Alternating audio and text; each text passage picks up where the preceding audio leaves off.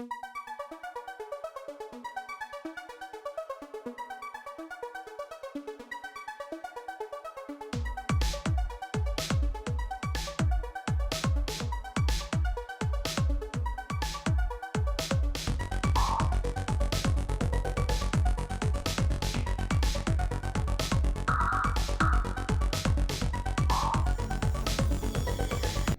people say that for you to have a successful marriage life is for you to marry the right person. With my new series, today I will be having a friend and colleague of mine who have married for over 5 years for him to throw light on this topic. Join me as I welcome Mr. Jacob Tabajimi.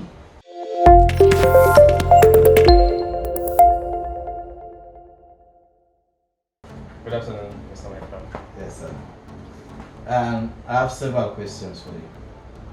But I will start by saying that congratulations for over 5 years of marriage. Thank you very much.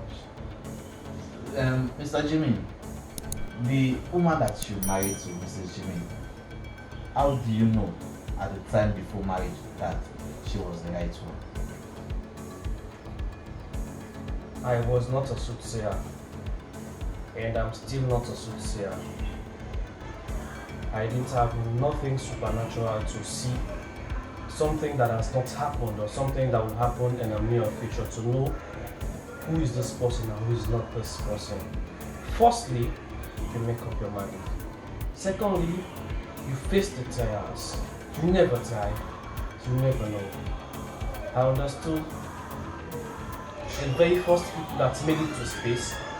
It was after several years before they finally concluded the version of going to space. So you have to give it a try and see how best those tries can lead you to. So that I'm sure that is what brought me to where I am today. Okay, thank you very much. And I just want to know, is she sailing smoothly with your family? Of course, yes. For me, even to a few hours ago, I made mention of it. In marriage, primarily, you think it's between the husband and the wife. It's the things that happen behind the curtains in the bedroom, but it's way above that. It's way above that. To answer your question, she's having a very smooth relationship with my family. In fact, to an extent, she seemed like an elderly sister to my two smaller sisters. The recent happening, my little sister gave birth a month and a few weeks ago, and before giving birth, at a point in time when she had to resign her job and got a maternity leave, she was there for this very little sister. And people were asking, oh, in a local balance, now you're a big sister this? And the little sister was always answering that, no, an in-law, be so close for you guys. How could you be talking absolutely everything? My wife, Zainab, has been sharing absolutely every other thing, almost our bedroom affairs with my sisters. So even though the marriage is between an husband and a wife, but if you don't have a cordial relationship with the family members, especially that close family members, the brothers, the sisters, I'm not talking about the cousins, the uncles, the aunties, no, but the close circle of the family, you should. If not, I wonder. Well, that's an impressive one, and I must believe that she's been loved by the family also. Oh yeah, sure. My mom is over there in the guest room, and she has never seen my wife as a daughter-in-law. She has never seen her as a daughter-in-law. She always mentioned her as an elderly sister to my own sisters, and she had been that kind of a person. And Mr. Jimmy, before you got married, does the thought ever run to your mind that you are scared of marrying her?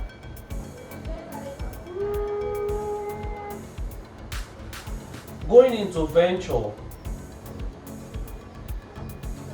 I have activated certain ventures in life. Marriage, religion, education, and so many other things. And fear will be one of the things. But I've never considered, I've never taken fears as a key factor to what I want to. If I had, then we wouldn't have reached to this stage. For an instance, she studied hotel management. When I was young, because my father was an electrical engineer, I also wanted to be an electrical engineer. My fellow colleagues by then, or should I say pupils at school, wanted to be something else. Somebody wanted to be an accountant and all. She wanted to study hotel management. A lot of people frown. My friends frown. Oh, now you go one day, woman go study hotel management. So all kind of money can carry and millionaires then. She studied it, and she has managed hotels in this country. She has managed big restaurants, bars and restaurants along the beach sides.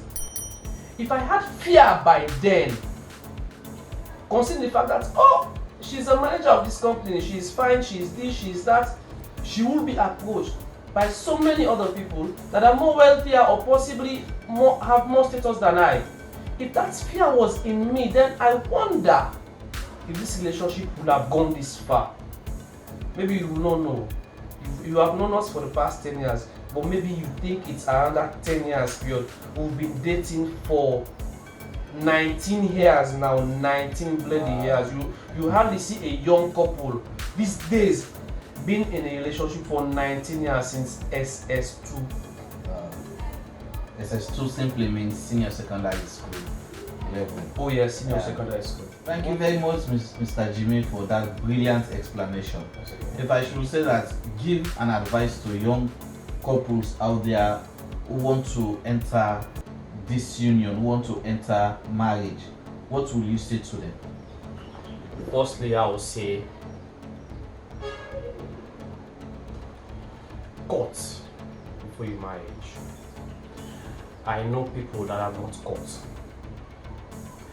I am almost a victim. Almost. I am not a victim for not courting, but I am almost a victim. Why? I've got very close friends I see as brothers that didn't court for long. They went into relationships, and just because they didn't court for long, they were unable to know themselves, their spouses, and hastily they went into marriage, and those marriages could not take them any far. So I'll advise, court. What is courtship? It's an illegal per se, an illegal relationship between a man and a woman, a boy and a girl. At least it is a path taking you to marriage. It is during that period you study who is this person, know her bad tricks, know her bad character, find a way to change some of them. Of course, you just could not change all of those things. For me, coming up as a young boy, I was an extreme socialite. Even at school, Albert Academy, I joined the school club and I joined so many other clubs at Albert Academy. I went to college and I joined something like 3 or 4 clubs at college. I was extremely social. I plait my hair as like a woman. I am a man.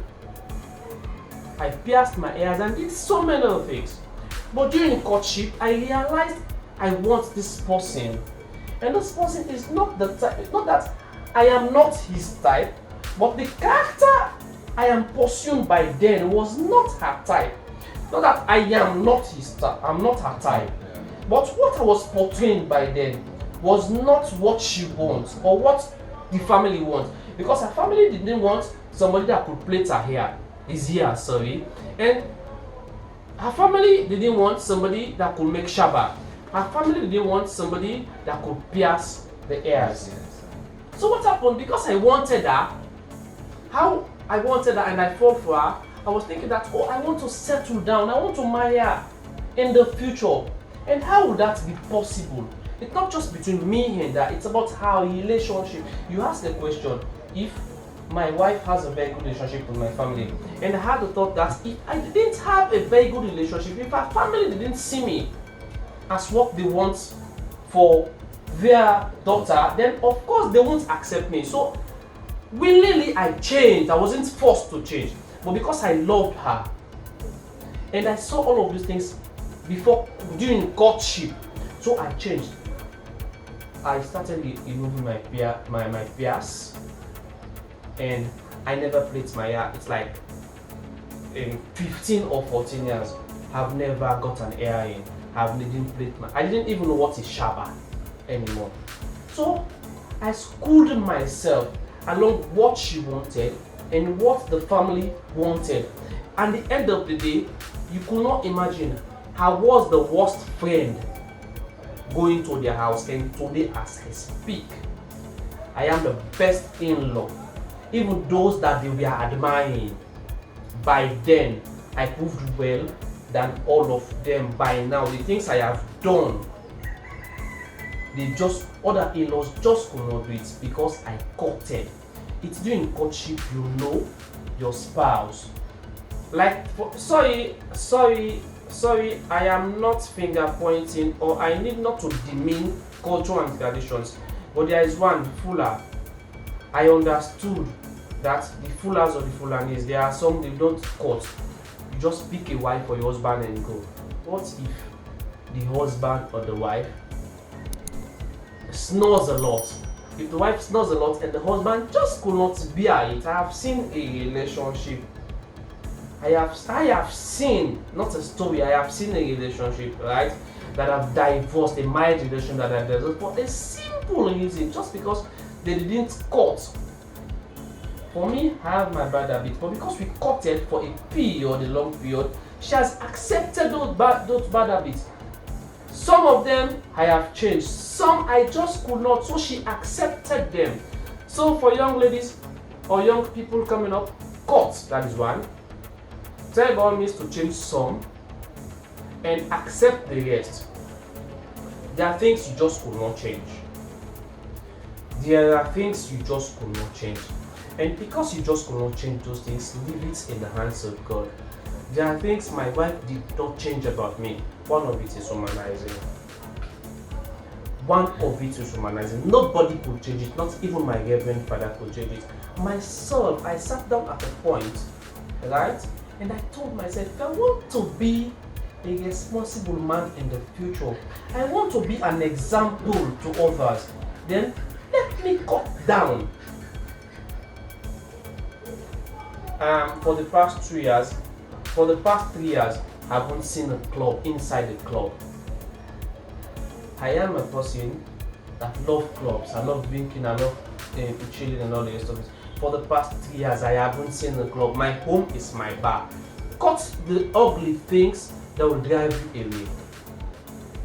Okay. Thank you very much for that advice, Mr. Jimmy. Thank you for talking to us. You're welcome very much.